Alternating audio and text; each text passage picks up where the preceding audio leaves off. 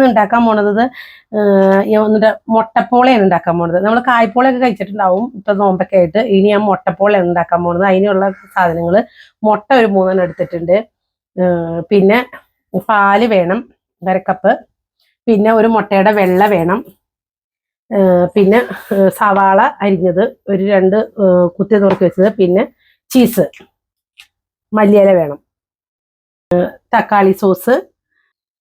നമ്മൾ 5-6 മുട്ട എടുത്ത് പുഴുങ്ങി നമ്മൾ പൊളിച്ച് വെച്ചിട്ടുണ്ട്, തൊണ്ടൊക്കെ പൊളിച്ച്. പാൻ ചൂടാക്കാൻ വെക്കാം. നമുക്ക് കുറച്ച് ഓയിൽ ഒഴിച്ചു കൊടുക്കാം, സവാള ഇട്ട് കൊടുക്കാം, കുറച്ച് ഇഞ്ചി പേസ്റ്റ് ഇട്ട് കൊടുക്കാം, ഇച്ചിരി വെളുത്തുള്ളി പേസ്റ്റ്, ഒരു നുള്ള് മഞ്ഞപ്പൊടി ഇട്ട് കൊടുക്കാം, കാശ്മീരി മുളക് പൊടി ഇട്ട് കൊടുക്കാം,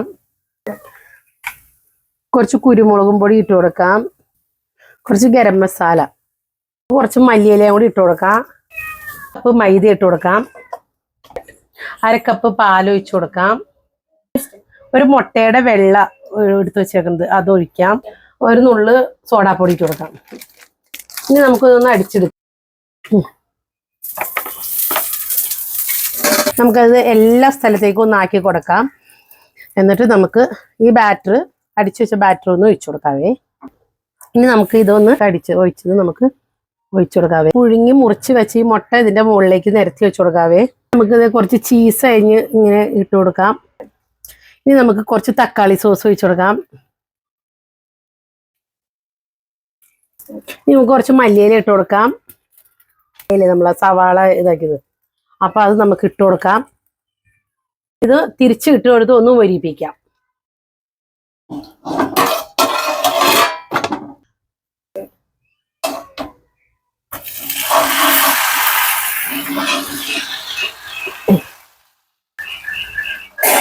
ഇനി പ്ലേറ്റിലേക്ക് ഇതിനി തിരിച്ചെടുക്കാം.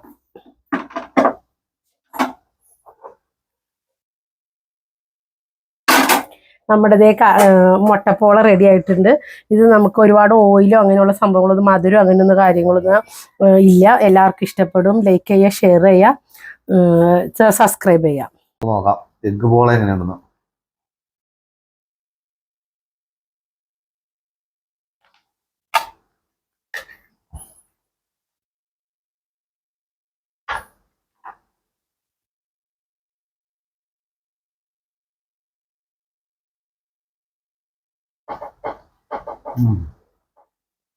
കൊള്ളാം, അടിപൊളി സാധനം.